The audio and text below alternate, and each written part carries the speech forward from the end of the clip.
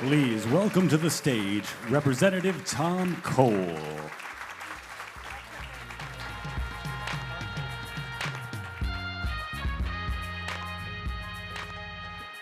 Wow. Couple of things. Number one, and I want to echo something Senator Coons said, thank you, thank you, thank you, thank you. I can't tell you how much I appreciate what each and every one of you do in terms of helping encourage and participate, obviously, yourselves in volunteerism and service.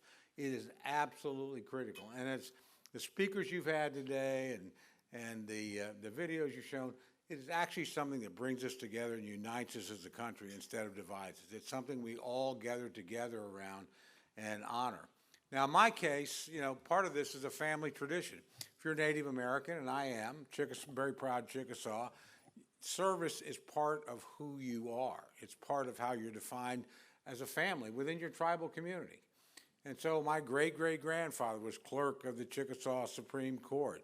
My great-grandfather was treasurer of the Chickasaw Nation. My grandfather and uncle that I'm named after both served in the Second World War, fought. My uncle was at Bataan. My dad was a career military officer. My brother was service as well. And my mom, who was the most unique of all, you know, look, if you know anything about the service, if you're a military spouse, believe me, you served. You just didn't get paid. But when she finished that career, we went back to Oklahoma, and she became a mayor. She became a state representative, became the third woman ever elected to state senate, first Native American woman ever elected to state senate. And I'm very proud of my son, who served and finished his time at Boston College, said, Dad, I don't want to go straight to graduate school. I want to go do something that matters. I said, what matters to you? And he said, well, how's the Mississippi Teacher Corps sound to you? You know, and he spent 2 years. 2 fantastic years of his life working in rural school districts in Mississippi and heavily African-American districts, and then went back year after year at their request to train the new teachers. He would go. He said, Dad, you want to ever feel good about yourself? I said, I remember when I first got there, we had a lot of families in difficult circumstances. We had a lot of kids living with their grandparents. He said, so I'm calling each family. I want to introduce myself. I'm their new teacher, and I'm here, and I'm available 24/7. And he says, I call and I get one of my students. And he was teaching 7th grade. He said, when she was very, oh, Mr. Cole, it's wonderful you'd be calling. She sets the phone down and she screams out, Grandma, Grandma, it's Mr. Cole, my favorite teacher in the whole world. He said, you don't think I feel pretty special tonight? Then, though, I called him about a month later.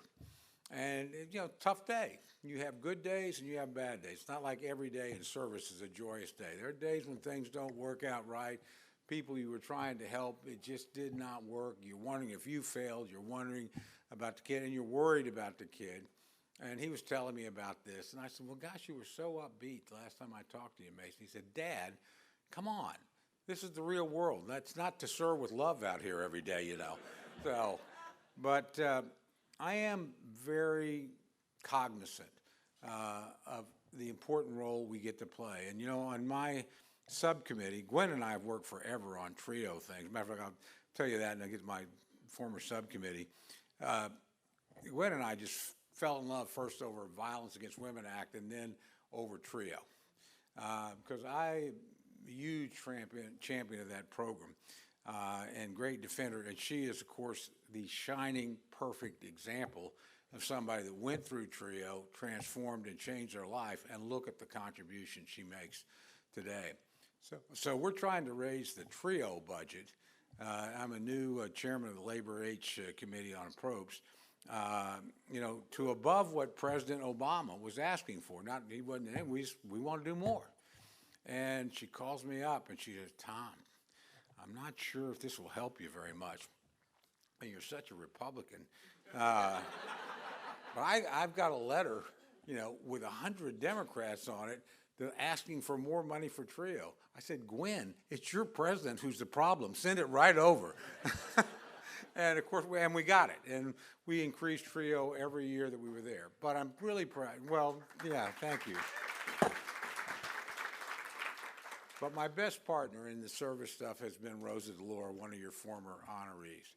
Now, I love Rosa DeLauro. I got to tell you.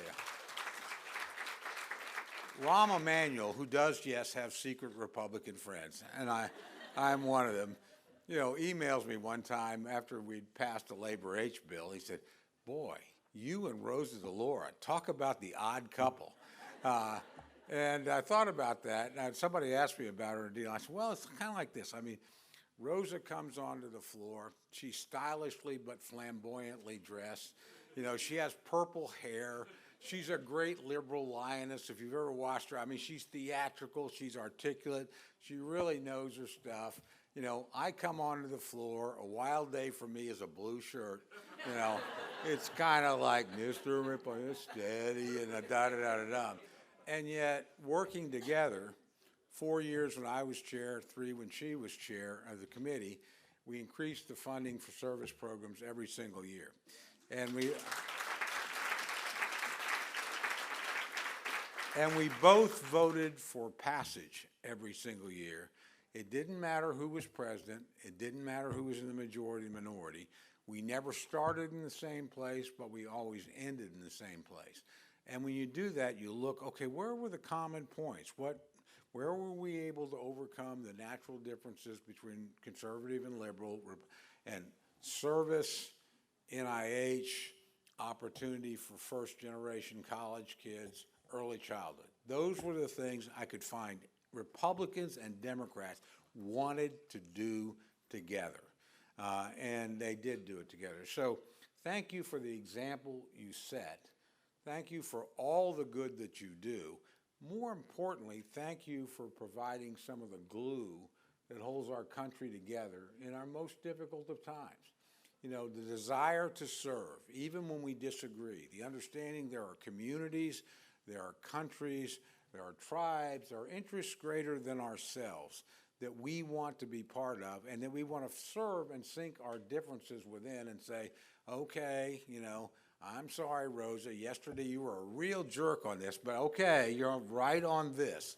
Or Tom, what an asshole you are. But, on this, you finally got it right.